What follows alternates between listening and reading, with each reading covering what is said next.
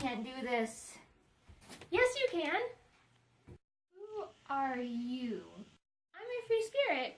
You know, the part of you that wants to saddle the wind and ride it down paths of sunlight?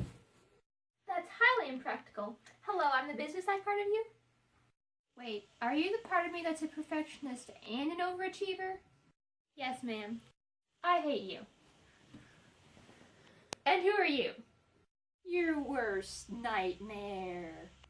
So you were in charge of the army of snakes in my dream that was chasing me around our house.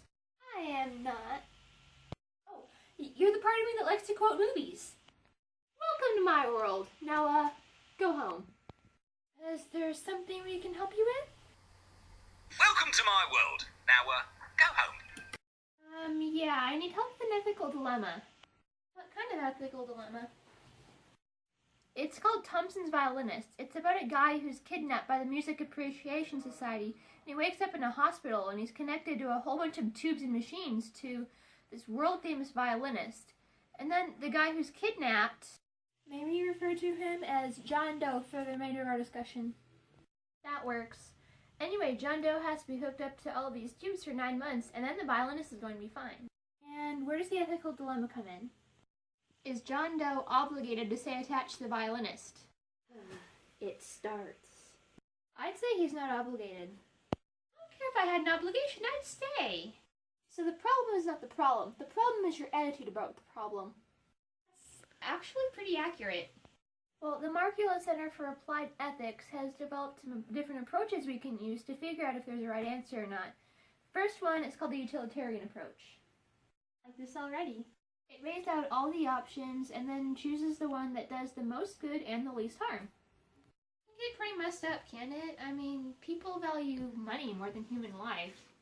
In the case of Thompson's Violinist, if you take into account album sales, concert tickets, and iTunes downloads, the path that would boost the economy more would be staying attached to the violinist. Money, money, money, money, money.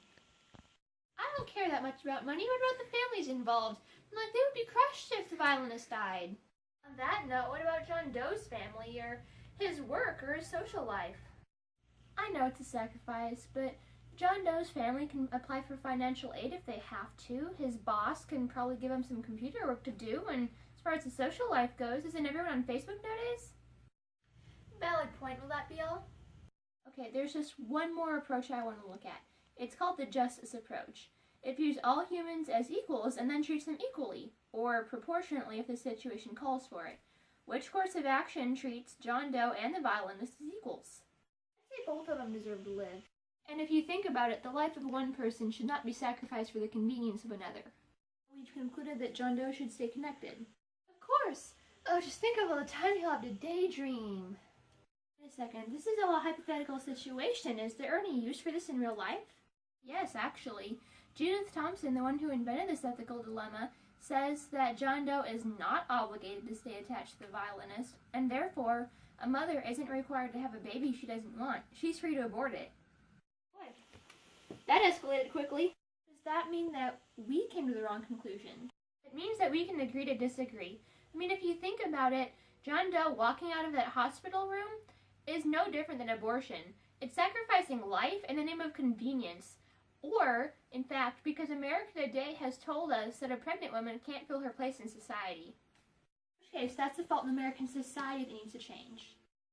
And look at this. There's an alternative to abortion, or to keeping the baby and raising it in a single-family home. Look at adoption.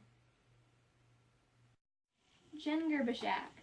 She could have been a single mother, but instead she's teaching English as a second language at the University of Iowa. All because she put her baby up for adoption. She put you up for adoption. And look at where you are now. I couldn't imagine anything else. So that's where you got your big nose from. Really? Don't talk out loud. You lower the IQ of the whole street. Shut up. You shut up. Seriously, you guys need to stop arguing. I mean, arguing never solves anything. Who are you talking to? Hi, Dad.